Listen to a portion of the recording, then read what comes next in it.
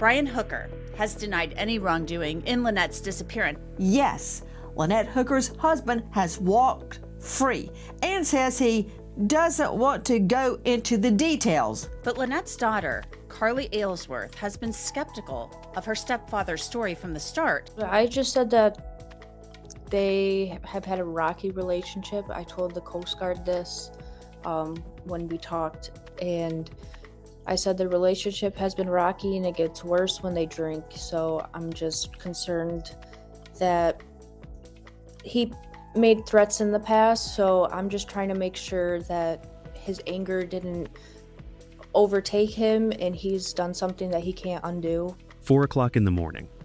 The waters of the Bahamas are pitch black. No ripples, no sound. Absolute silence conceals the ocean floor. For weeks, the search effort has been a hopeless loop.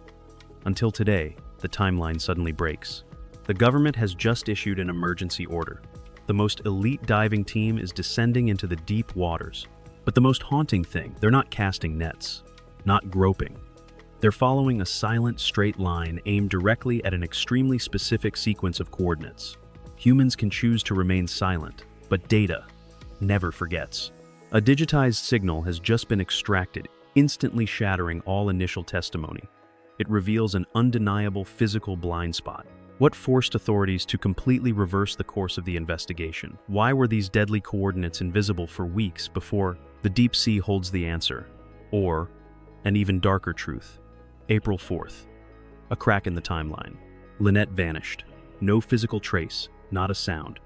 Only a pitch-black surface of water remained, and Brian Hooker was the sole witness trapped in that silence. Legal note. To date, Brian has never been charged. We are not judging. We are merely dissecting the timeline through the lens of publicly available data. But human memory can be warped by darkness. Machines cannot. Pay attention to the next second. You will see for yourself why a cold, impersonal string of GPS coordinates is silently undermining all initial testimony. Hundreds of meters underwater, what is refusing to be buried? Nothing in this video constitutes legal conclusions or personal accusations. 7:30 p.m. The warm yellow lights of the Abaco Inn slowly faded, then disappeared into the night. That was the final moment. Safety still existed. Brian and Lynette boarded the small boat. Their destination was Soulmate. The yacht anchored not far away. A familiar route. A short distance. It should have only taken a few minutes. But according to Brian's testimony, the sea that night had prepared a different scenario. In the pitch-black water, Lynette suddenly fell from the boat, and in that moment of life and death, a cruel physical coincidence occurred. The boat's engine suddenly died. No sound, no light, no chance to turn back. Brian testified that he was completely helpless, drifting aimlessly, swallowed by the night. A perfect tragedy, and only one surviving witness to tell it. But in the context of the investigation, memory can be distorted by panic. Time is not. Freeze the timeline of that night, because this is when everything begins to fall apart. 7:30 p.m. The boat leaves the dock. 8:00 p.m. The moment they should have safely boarded Soulmate, but the water is still. 8:30 p.m. The physical blind spot begins. That silence shatters, lasting until 4:00 a.m. Over 500 minutes. 8.5 hours drifting on the ocean surface. Mechanical failure is a real risk. But the sea always has its own cruel laws. A malfunctioning object drifting freely for 8 hours is bound to follow the trajectory of wind and ocean currents. It creates an extremely logical movement map. But when experts place this single testimony onto a nautical coordinate system, a chill runs down your spine. Because the fundamental laws of physics refuse to confirm it. That 5:00 gap. It's telling a completely different story. When tragedy strikes at sea, humans often use nature as a cover.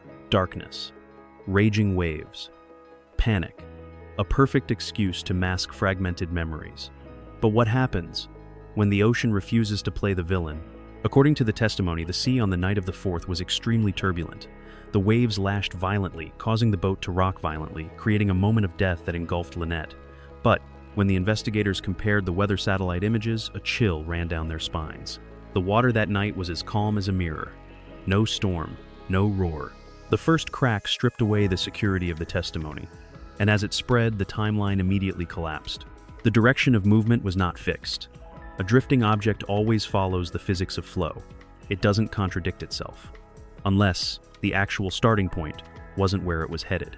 What froze the atmosphere in the investigation room was the shattering of time.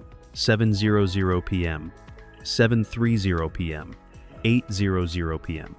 Half an hour on the calm sea is a vast space, enough to travel far, enough to erase all traces. The calm waves are described as violent. The route takes many turns. Time drags on. If there were no waves, what would have pushed Lynette down 8:30 p.m.? The sea was swallowed by a thick, dark black. According to the only surviving testimony, this was the moment the boat became blind. No engine, no light, completely at the mercy of the calm ocean current. That's the story on the surface. But in criminal investigations, humans have a fatal weakness. Memory can be warped by panic trauma or by intent. Machines are not. They don't know fear, and they don't lie.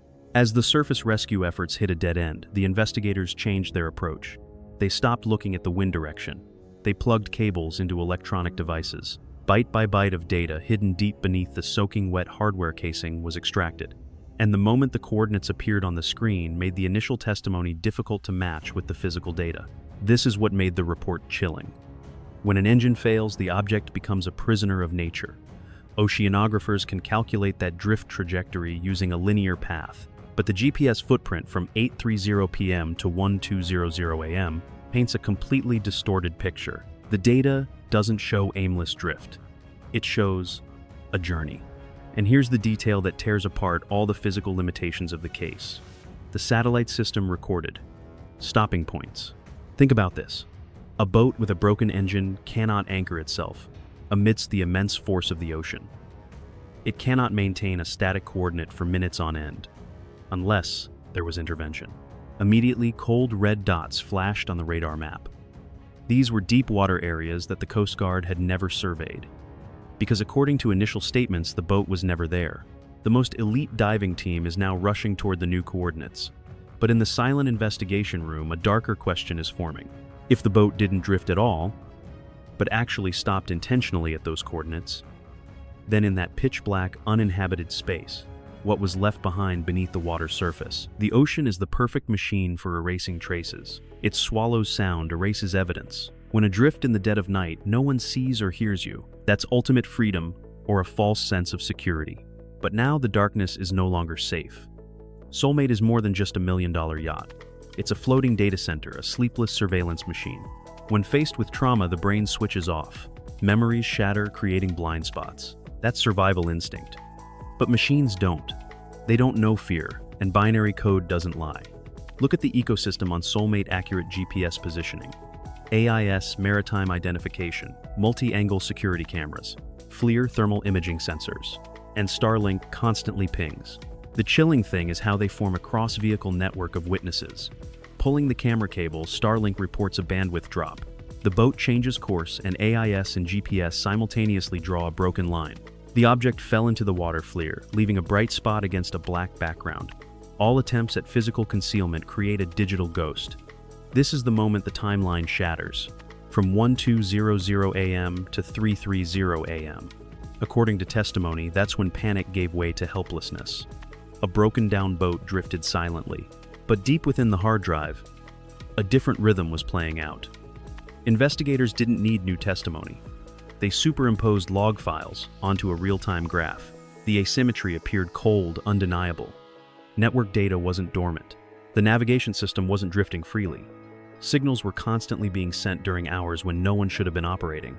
If the witness had left the boat earlier, if Soulmate should have been completely silent, then who created these data fluctuations? A multi-million-dollar yacht, golden lights shimmering on the calm water, luxurious leather interior, a fortress of absolute peace in the middle of the ocean. That was Soulmate on April 3rd. The content in this video is for informational and reference purposes only. Although it has been cross-referenced with reputable sources, some details may have changed or may not be entirely accurate. But today, everything has fallen apart. It's being towed to Fort Lauderdale Harbor, slowly, silently, escorted by the Coast Guard. It's no longer a symbol of freedom. It's a secret prison. Upon landing, Soulmate will face a thorough forensic autopsy. Under the cold light of ultraviolet lamps, experts will scan every meter of the hull. They will examine every microscopic scratch on the railings, using chemicals to strip away every trace of material clinging to the sealed sleeping compartments. Seawater can wash away evidence. Wind can carry away sound. But what truly makes investigators hold their breath lies deep beneath that gleaming steel exterior. That was the ship's electronic brain. All system logs, sensor data, and power consumption charts for the night of April 4th were isolated. And this is the moment. A huge logical crack appeared. Remember the initial testimony. The tragedy occurred offshore on a drifting rubber dinghy. In the moment Lynette fell into the water, Soulmate was just an empty, harmless block of steel silently anchored in the distance. But if that story is entirely true, why did authorities issue an emergency search warrant demanding the extraction of the entire opening, closing history, and thermal sensor data of an unmanned ship? Soulmate was no longer a yacht. It was a giant floating hard drive recording the silence of that night. And perhaps the forensic team wasn't shining a light into the darkness just to confirm an accident. They were searching for evidence for a hypothesis that until now no one dared to publicly put forward. What really happened inside those sealed compartments? Before that boat left, the night sea always creates a deadly illusion. It whispers in your ear, you are completely invisible. Within tens of thousands of square nautical miles of absolute stillness, no eyes are watching. All secrets will be safe under the pressure of thousands of tons of water. That's perfect isolation. But in this case, file. It's only half the truth. For weeks, the entire investigation was confined to a cramped physical space. A yacht, the Soulmate, a rubber dinghy, and a single witness, no third party. Until the investigative team extracted the radar data from the night of April 4th. A gigantic steel variable silently anchored in the darkness, the Azura. The appearance of this ship caused the entire previous timeline to begin to crack, because the physics of the night ocean are ruthless. When the wind is calm, the surface of the water is as flat as a magnifying glass. The screeching of a struggling engine, the clanging of metal, or some other unnatural sound, they didn't fade away. They glided across the water's surface and echoed far beyond the surface of the water, far beyond the surface of land. And the light.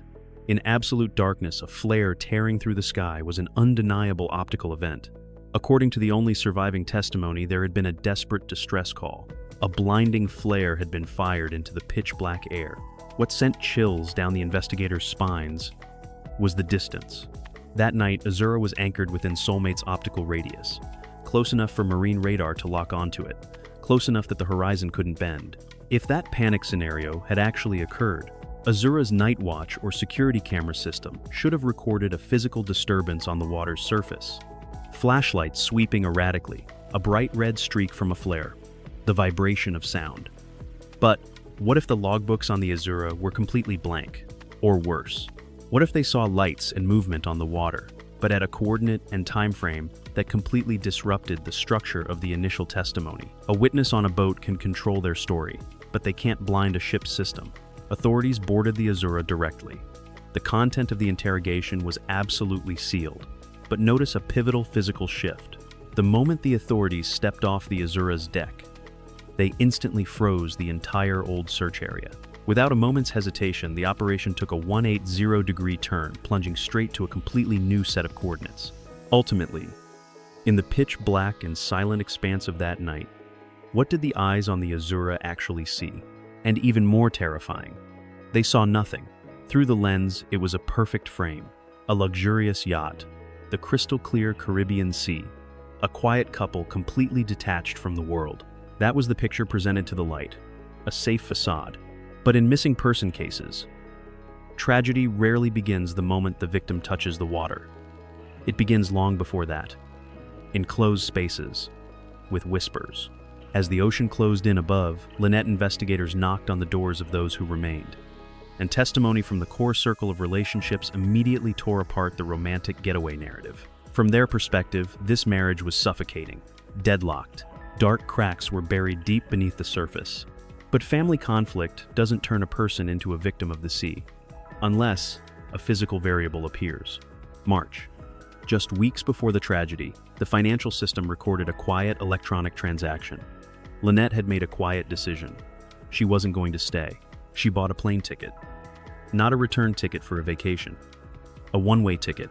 It makes the accidental scenario hard to ignore, but also hard to consider the whole story. Why would a woman who had planned to leave, who had her ticket to freedom in hand, board a yacht, isolating herself in the middle of the ocean with the very person she wanted to escape from? Look deep into the recovered data, old text messages, hasty calls.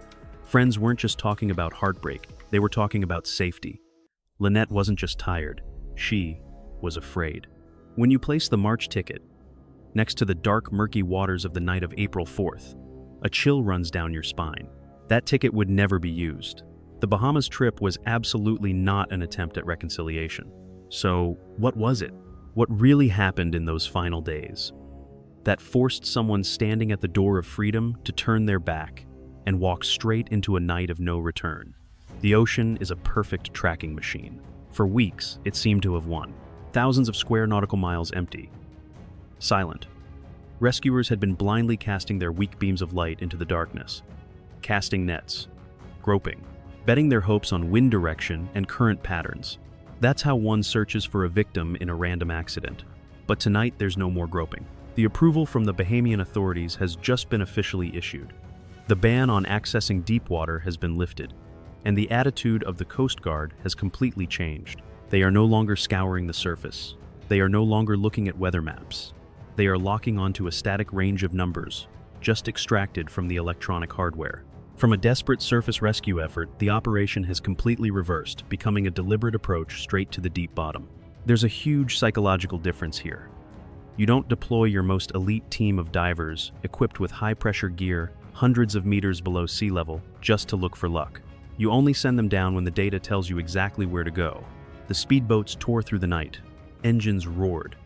But the moment the radar screen indicated they had reached the coordinates, they all shut off simultaneously. A suffocating heavy silence enveloped the pitch-black sea. What made this moment haunting wasn't the darkness. It was the geographical location. This wasn't the short route from Abaco Inn to the Soulmate cruise ship. This was unfamiliar water. An area where, according to the sole testimony of a witness, no boat had ever drifted.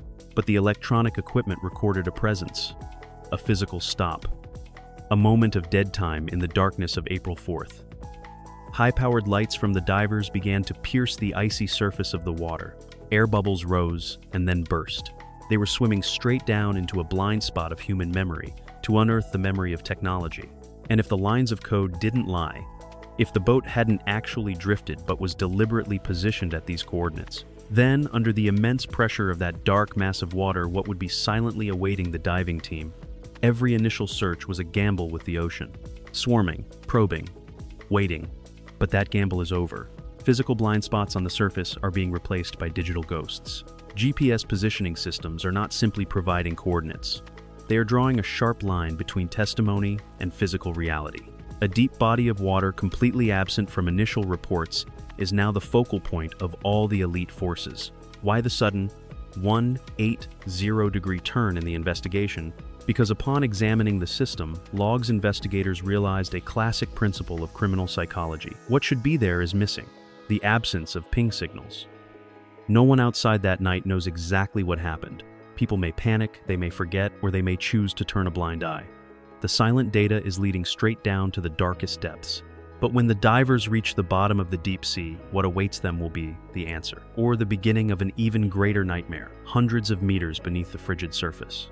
A flickering light illuminates the pitch-black void.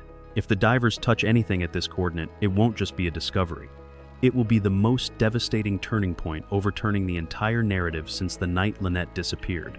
But before the seabed delivers its final verdict, which piece of the puzzle haunts you the most? As someone who has reanalyzed the timeline, what do you consider to be the fatal breaking point of this case? A. GPS data doesn't lie. B. Soulmates sealed silently as evidence. C. Eyes in the shadows from the Azura. Choose A, B, or C, and leave your hypothesis below. Testimony may change, memories may shatter, but what awaits beneath that coordinate? It's about to speak.